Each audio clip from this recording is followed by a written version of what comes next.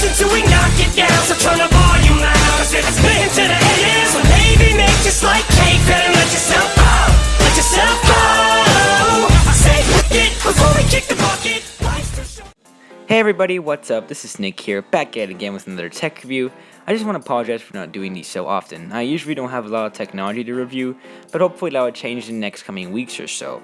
But anyways, today we're going to be taking a look at the Amazon Kindle Fire 5th generation and how it holds up in 2019. So without further ado, let's get right into this. So the Amazon Kindle Fire 5 was released in September of 2015, which is already almost 4 years ago. It didn't really bring that much over the 4th generation model, except for the ability to insert a micro SD card, and I think as well as some improvements in the processor. Anyways, we're going to start taking a good look into this tablet, starting with the design. The design looks pretty good, and it gives us a nice feeling of quality. It's not the best looking material ever, but it's absolutely fine, and it actually kind of reminds me of the new iPad Pro, but like a mini version of it. However, it is pretty small with only 7 inches, with a resolution of 1024 by 600 and a pixel density of 171 pixels per inch. Now, I don't know if this has a Retina display or not, but overall it actually looks pretty good, and does produce some pretty clean and crisp images. Size-wise, it's about comparable with my old Samsung Galaxy Tab 3. Now, I don't have actual footage of the device because I destroyed it a while ago, but here's some old footage I got with it, and as you can see, size-wise, they're about the same. On the bottom of the device, we have nothing. All the ports are for some reason on the top, which makes it feel inconvenient and awkward, but regardless.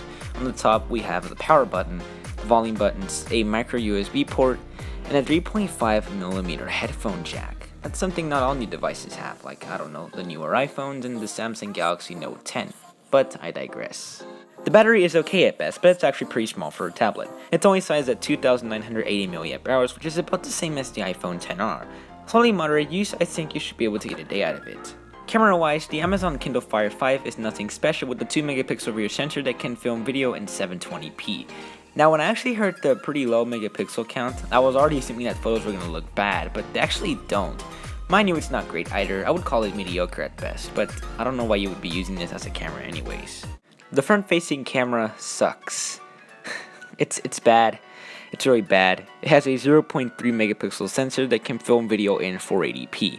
That is not good, okay? It's very bad.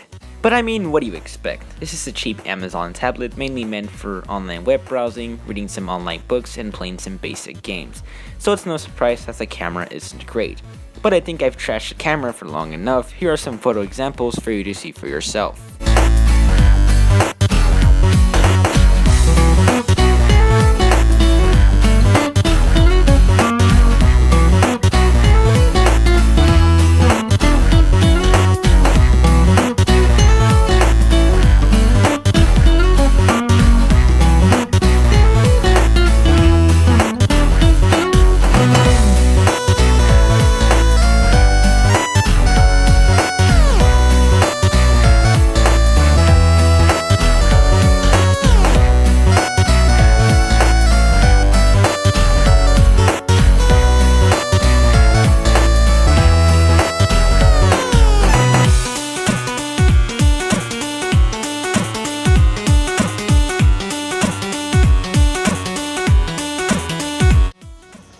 This right now is being filmed on the Amazon Kindle Fire 5.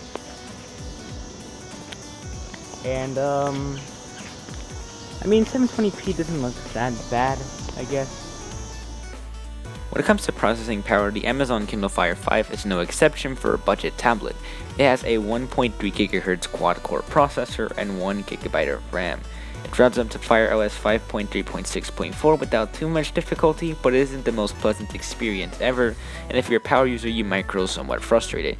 But for the most basic tasks, it'll absolutely run just fine. It's more when you're doing a lot of web browsing and playing some intense games that it'll be kinda slow, but for the most part it's completely usable. When it comes to app support, you are able to download the latest version of most apps, but there are a few apps that don't support this operating system like YouTube.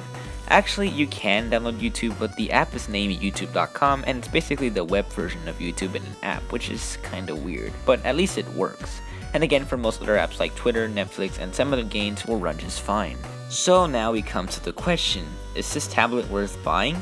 Well, I don't know. If you just need something for the basics like reading online books or you just don't care, this tablet might be worth picking up for only $80 on eBay. But if you're planning on doing more intensive tasks with the tablet, this is certainly not for you. Go for at least the Galaxy Tab S5e or even maybe an iPad. With all of that, I think I'm pretty much done here. There wasn't a whole lot to say other than that the Amazon Kindle Fire 5 will work just fine for you, and I don't think you're going to regret your purchase.